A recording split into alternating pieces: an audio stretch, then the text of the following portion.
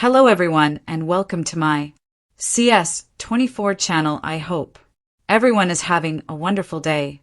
Before we begin, please hit the subscribe button and give this video a thumbs up. The Curse of Oak Island. Team strike gold as they uncover Dan Blankenship's U-shaped structure.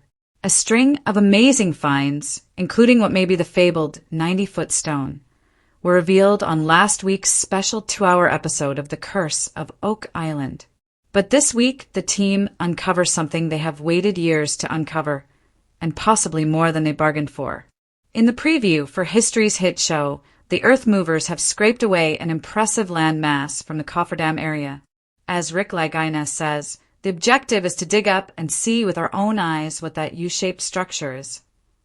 In the 1970s, team legend Dan Blankenship unearthed a mysterious object he termed the U-shaped structure, and the team hopes to use his photos and surveys to resolve the mystery that has nagged at Dan for decades.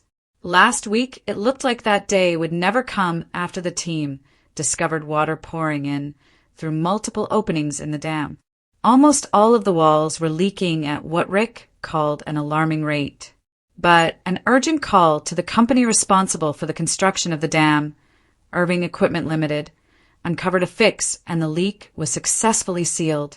It appears that this week the U-shaped structure is revealed when the team spies a chunky log jutting up from the mud.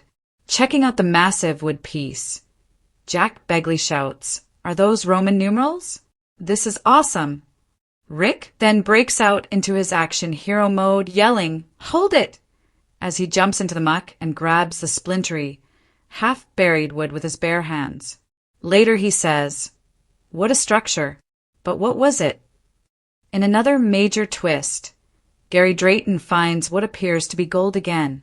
"Getting a signal here," he says as he wields his metal detector over a rocky patch of earth in the cove, and then holding something in his hand, he exclaims, "Look at that! I can see gold!"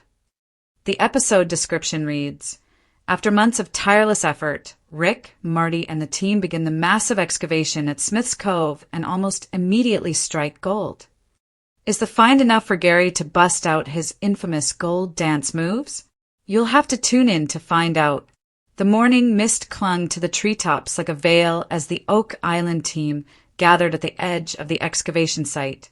The cool Atlantic breeze carried the scent of salt water and wet earth, mingling with the faint hum of the machinery in the background. Rick Lagina stood with his hands tucked deep in his jacket pockets, scanning the area with a look of quiet anticipation. The U-shaped structure, a legend whispered through decades of treasure lore, was no longer just an elusive target in Dan Blankenship's notes. Today, the ground itself was giving up its secrets. "All right," Marty Lagina said, breaking the silence. "Let's make Dan proud." Marty's voice carried both excitement and reverence. For years, the Blankenship name had been synonymous with persistence on Oak Island. Dan had pursued this structure for decades, convinced it was a key part of the original treasure deposit operation. He believed it was more than just timbers in the ground. It was a clue, a lock in the puzzle that guarded the island's greatest secrets. Scott Barlow signaled to the crane operator, and the massive bucket scooped another load of earth from the pit. The sound of groaning wood and shifting soil made everyone lean forward. Slowly, the excavator revealed more of the buried timbers, their surfaces slick with centuries of moisture, but surprisingly intact. The shape was becoming undeniable. Two long beams curving toward each other in a precise, almost symmetrical arc. Gary Drayton, metal detector slung over his shoulder, was practically vibrating. "Blimey, lads, this is it. Dan was right, dead right." His eyes darted over the timbers as if expecting gold coins to come spilling out between them. Rick crouched near the edge, brushing mud away with a gloved hand. The wood smelled of history, that pungent, mineral-rich scent of something sealed away from air for centuries. "Look at the workmanship," he said softly. "This isn't random. This is deliberate, engineered." Craig Tester stepped in, ever the pragmatic engineer. "Judging by the width and curve, this could have been some kind of support structure, maybe for a cofferdam or staging area for lowering materials. Or, his voice trailed off, knowing speculation was both the team's greatest thrill and their biggest trap. Marty smirked. Or it's the outer rim of a giant treasure chest. The crew laughed, but the energy was electric. This wasn't just another old timber or rusted spike. This was something that matched records from Dan's original work in the 1970s, when he'd first uncovered part of it before being forced to abandon the dig. Back then, technology and finances had been limits he couldn't break through. Now, decades later, his dream was rising from the ground. They called over Charles Barkhouse, who had been flipping through Dan's old field notes and diagrams inside the war room. Charles carried a laminated map, his finger tracing the outline of the U-shaped structure Dan had meticulously sketched.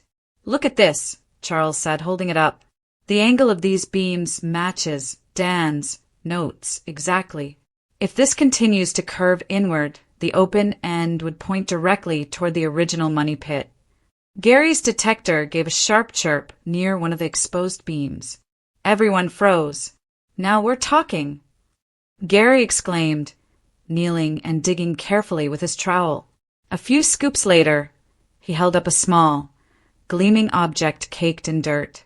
He rinsed it in a nearby bucket, and gold flashed in the afternoon light. The group collectively inhaled. It wasn't large, maybe the size of a thumbnail, but it was unmistakably gold. A small, hammered fragment, possibly a decorative fitting or coin fragment. "Holy smokes," Marty breathed. "Dan's structure in gold? That's a 1-2 punch." Rick didn't smile, but his eyes lit up. If this fragment washed down from above, it means whatever was here originally was worth hiding behind a complex structure like this. Craig took the fragment for testing, while the others focused on stabilizing the site. The U-shape was becoming more visible, its timbers locked together in a way that suggested careful planning. Each beam was joined by mortise and tenon joints, a hallmark of old-world shipbuilding. "It's possible these timbers were recycled from a vessel," Charles said. "Imagine a ship comes in, unloads something valuable, and its parts are repurposed to build a barrier or support system around the deposit site." Gary, still buzzing from his gold find, swept his detector again. If they were hiding something here, they didn't want anyone getting to it without serious work. And judging by the depth, I'd say they did a bloody good job. Rick paused, gazing at the curve of the structure. His mind drifted to Dan, the countless hours he had spent theorizing, sketching, arguing with skeptics. Rick felt as though they were standing in the shadow of the man's determination, finally peeling back the curtain on something he believed in with every fiber of his being.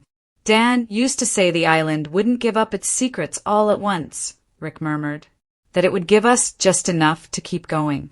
I think this is one of those gifts."